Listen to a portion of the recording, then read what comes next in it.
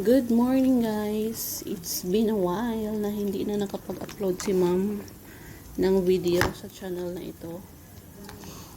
So, kasi ganito yun. It's, siguro magigit 2 years na o 1 year and a half na yata na nagkasakit si dad. Tapos, ayun nga, busy si ma'am sa pag-asikaso kay dad. So, yun, hindi masyadong updated ang channel na ito. So, nag-take over na ako para may update. So, yun nga, nagkasakit si dad for 2 years na. Tapos, last January 8, pumanaw si dad. Hanggang ngayon, parang lutang ang feeling ng buong family. Parang nabawasan ng tagasagwan ng isang bangka. Yun ang feeling. Syempre hirap tanggapin sa lahat. Tapos ayun, patuloy na babangon ang buhay ng bawat isa sa amin.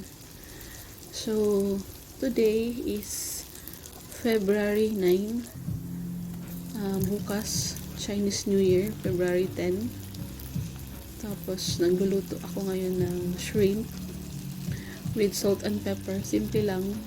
Pangsalubong mamayang gabi. Kahit papaano, merong ihahain sa mesa. I'm not sure kung pampaswerte ang shrimp. Pero parang meron siya sa pagkainan ng sister-in-law ko na nasa Taiwan. Yun ang isa sa handa nila. So, baka sakaling swertehin sa Year of the Dragon. Kasi alam nyo guys, kotang-kota talaga kami last year. Parang nasa amin lahat. Binuhos ang problema ni Lord. Sabi niya, kaya nyo to, kaya eto pa. Kaya nga, daming nagkasakit sa family. Tapos, may nadisgrasya. Basta, hindi ko na isa-isahin. Kaya, ang prayer namin sa buong family na sana makabangon, sana kung mayroon pa rin, kung hindi pa rin may iwasan yung problema, sana kakayanin. Pero, ayun nga guys, i-lift na namin lahat kay Lord yan. Bahala na si Lord. Bahala na si Lord sa amin. I-lift namin kasi hindi talaga kaya. Kaya, ayun. Life must go on. Patuloy na babangon. Kahit hanggang ngayon, hindi pa namin alam kung saan tutungo. Pero, ayun, patuloy na babangon. Para sa bawat isa sa amin. So, yun ang guys, yun ang update sa life lately. Tapos, ngayong Friday, February 16 ba?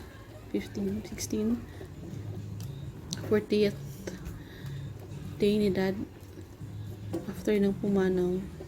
I'm not sure kung makaka-uwi ako sa Bohol dahil may sakit kasi yung asawa ko ngayon, naka-oxygen. So I'm not sure talaga kasi yung anak ko nag-dorm na kasi, so wala talagang maiwan sa bahay at lalo na ngayon na immobile siya. So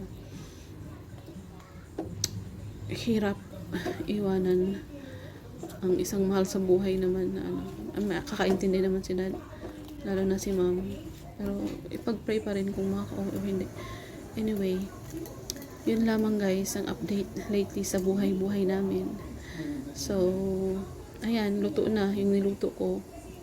Thank you for watching guys. I'm not sure kung kailan ulit makakapag-upload sa next. Pero, don't forget to like and subscribe. That's it.